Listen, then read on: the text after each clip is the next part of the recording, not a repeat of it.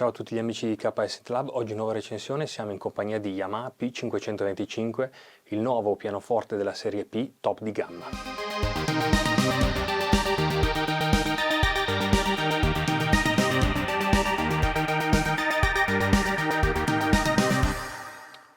P525 praticamente prende il posto del suo predecessore, ovvero P515, che era, fino al rilascio chiaramente di P525,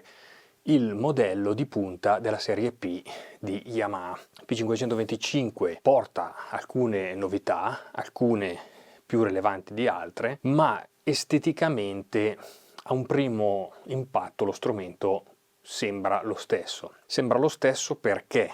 lo chassis in cui P525 è stato realizzato è lo stesso di P515, infatti ne mantiene le dimensioni, mantiene la forma e rimane compatibile al 100% con il precedente supporto opzionale per P515 e anche per il triplo pedale, che quindi quei due accessori opzionali rimangono gli stessi. Fatta questa premessa, ovviamente P525 ha anche delle novità. La prima grossa novità è che è stata sostituita la meccanica all'interno dello strumento. Se su P515 avevamo una NVX, quindi una meccanica leggermente inferiore a quella che è attualmente montata qui, che è la Grand Touch S, adesso appunto abbiamo una meccanica di qualità superiore rispetto a quella precedente, che è comunque una meccanica che viene montata all'interno di alcuni clavinova top di gamma. È una meccanica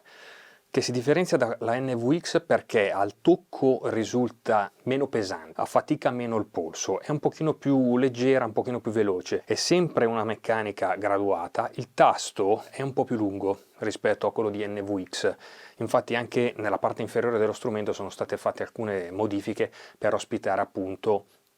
questa nuova meccanica che è un pochino più fonda rispetto alla precedente. È cambiato anche leggermente questa parte che separa il pannello comandi con la meccanica, proprio per far sì che la Grand Touch S potesse essere montata all'interno dello strumento.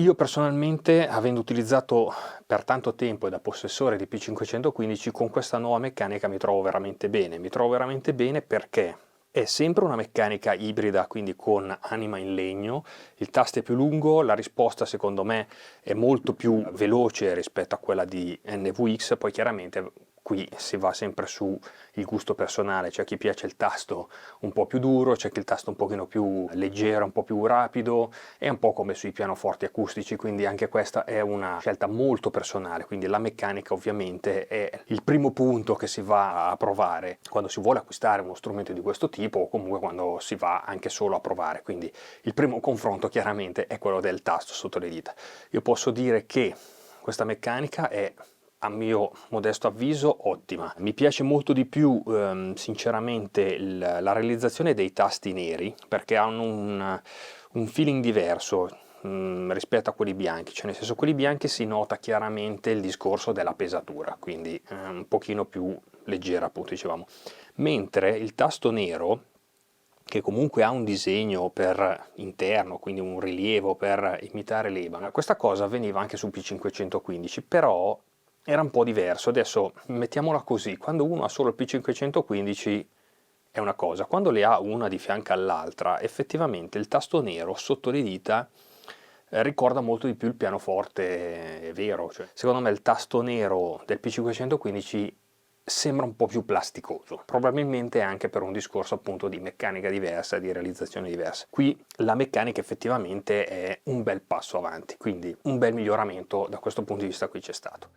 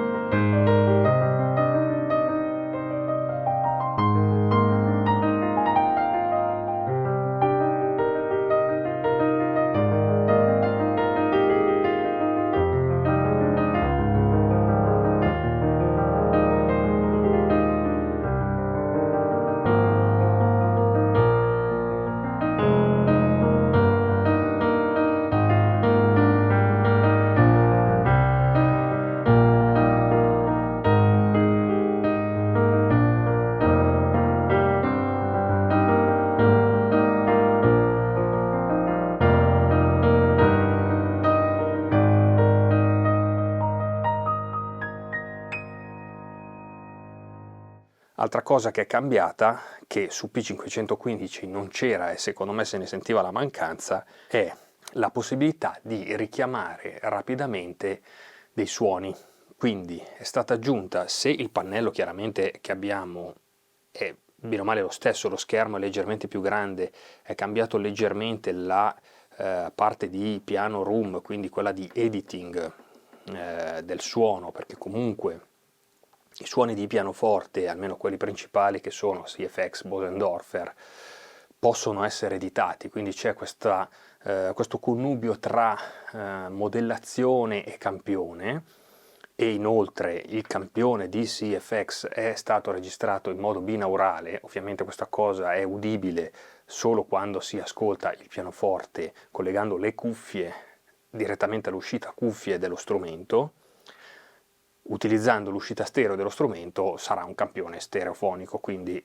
normalissimo, campione stereo come tutti gli altri pianoforti all'interno del P525. Quindi dicevo, la cosa che è cambiata è che su questa parte dove noi abbiamo la possibilità di muoverci nelle categorie di suono, quindi piano, electric piano, organi, clavinet, strings, bassi e altri suoni, adesso è stata fatta un'altra aggiunta, cioè sotto questi tasti e sotto il tasto piano room e exit è possibile memorizzare e richiamare i suoni in modo rapido. Perché? Questo perché? Perché comunque quando noi abbiamo questo strumento, ma anche P515, quindi chi ha già usato quello strumento, invece per chi è nuovo glielo spiego in questo momento, quando noi siamo nelle varie categorie poi possiamo, ad esempio il pianoforte, abbiamo CFX, poi con le frecce ci possiamo spostare all'interno di queste categorie di suoni e utilizzare gli altri suoni presenti in quella categoria, no? Il problema dove sussiste? Che chiaramente se io sono a strumento acceso, lascio il Bright Grand, vado su organo, poi voglio tornare ai pianoforti, non è che lui mi riporta, mi riporta esattamente dove io l'ho lasciato, però non è detto che quello sia lo strumento che mi serve. Diciamo che non è una situazione comoda, soprattutto per un'esecuzione magari in cui bisogna cambiare 1, 2, 3 suoni di fila, no? Ancora meno la situazione è comoda quando si va a esplorare la categoria Others, perché noi andando su bassi e premendo un'altra volta abbiamo un elenco di altre categorie dove sono contenuti tutti i suoni XG. Praticamente lo strumento all'interno ha 542 voci, che non sono poche, poi sono suddivise in voci presenti già sul pannello, batterie più tutte le altre che sono appunto quelle dentro nella categoria Others, e quindi viene un attimino macchinoso andare a scambiare suoni in modo rapido. Quindi questa nuova aggiunta che è stata fatta su P525 ci viene in aiuto. noi possiamo tranquillamente scegliere il suono che vogliamo, premere il tasto Exit Piano Room, lui ci dirà Registration Memory, dove vuoi salvarlo, banco A, per esempio, Memory, e gli diciamo, selezioniamo il numero e poi gli diamo l'ok. Io alcuni suoni li ho già memorizzati per farvelo vedere, quindi questo era per salvarlo. Per richiamarli il discorso cambia, perché noi avendo già memorizzato da 1 a 6, quindi nel banco A poi ce ne sono di più, i nostri 6 suoni rapidi che dobbiamo scegliere, basta premere il tasto Registration, quindi Piano Room, e insieme uno di questi 6. Quindi per esempio noi adesso andiamo su Registration il 5, lui in automatico va a posizionarsi, ci dice Registration banco A numero 6 e io ho salvato ad esempio il suono XG che sono il Synth Strings 1. Quindi in questo caso noi avremo Synth Strings 1. Ad esempio cambiando e facendo la stessa cosa sul 3 io ho memorizzato Stage Electric Piano, quindi abbiamo un Rhodes, e questa cosa qua ad esempio sull'1 ho salvato il CFX, ci permette appunto di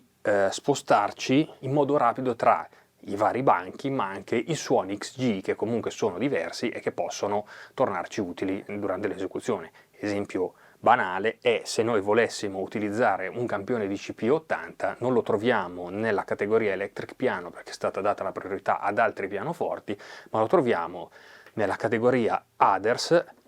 piano, e poi ci sono i campioni di CP80, Electric Grand, Detuned CP80, eccetera, eccetera, e quindi con la Registration Memory praticamente possiamo andare a prendere anche quel pianoforte e utilizzarcelo in modo rapido.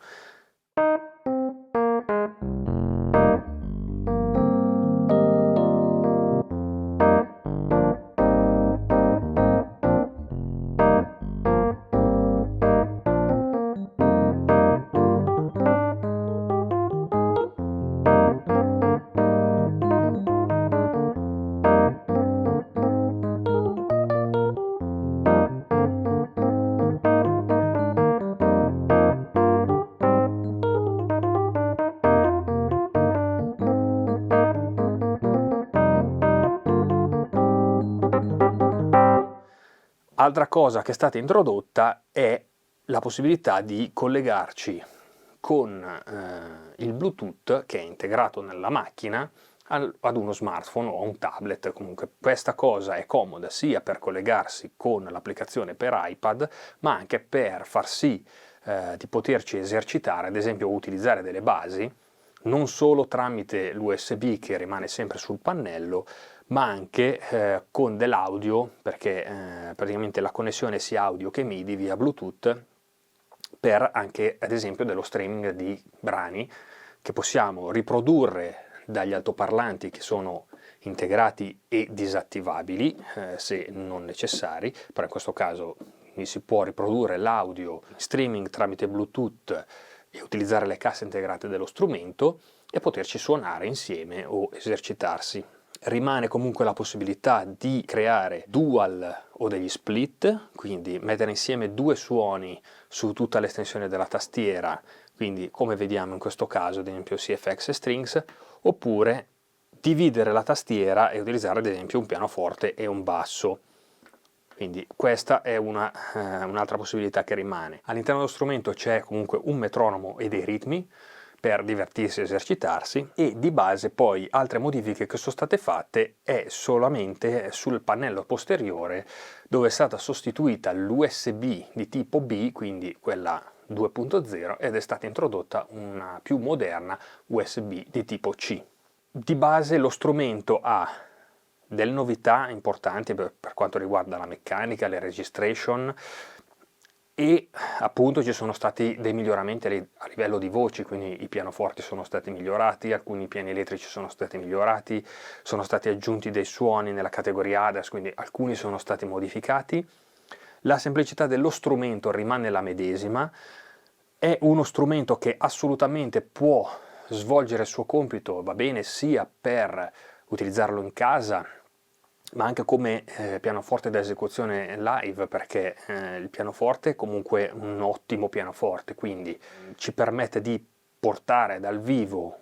uno strumento, un pianoforte di alta gamma, perché comunque i campioni di pianoforte sono ottimi, sono gli stessi campioni pianoforte, almeno CFX e Bosendorfer, che troviamo appunto nella serie Clavinova, ma al tempo stesso anche nella serie Avantgrande, e quindi parliamo di cifre ben più elevate rispetto a quella di un P525. Abbiamo comunque la possibilità di tenerci in casa uno stand dedicato e poterlo sganciare e utilizzare su un qualsiasi altro stand e utilizzarcelo dal vivo, perché lo strumento comunque è provvisto di uscita stereo per collegarci ad un impianto, quindi abbiamo l'uscita left e right in 6,3 e sarebbe un pianoforte ottimo appunto anche dal vivo, proprio per la qualità dei campioni che c'è al suo interno.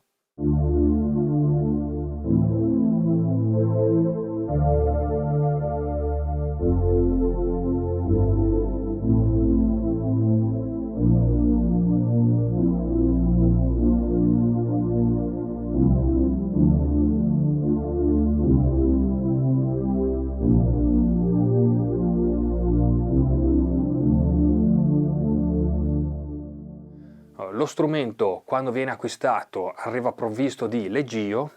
che appunto è sganciabile. In questo momento io non ce l'ho installato, andrebbe inserito in questa fessura, il pianoforte ovviamente, e il pedale singolo per il sustain FC3A. Quindi ovviamente se vogliamo il triplo pedale, sia quello da agganciare allo stand o quello triplo pedale stand alone come fosse l'FC3, praticamente va acquistato a parte, però comunque lo strumento arriva provvisto almeno di un pedale sustain, perché è un pedale fondamentale per il pianoforte, quindi Yamaha lo fornisce già in dotazione con lo strumento. Io ringrazio Yamaha, ringrazio Danilo per avermi dato questo strumento per fare questa recensione per il canale. Se state cercando un pianoforte digitale di alta gamma, comunque molto versatile, con un ottimo tasto, con ottimi suoni di pianoforte in particolare, e che vi permetta di fare un po' tutto, sia esercitarvi che comunque utilizzarlo anche come controller in studio o comunque come strumento live, perché anche come controller studio è ottimo con questa meccanica, la dinamica è veramente paurosa e è di altissimo livello. Date un'occhiata a P525, noi ci vediamo alla prossima recensione sempre su DKS Intelab. Ciao, alla prossima!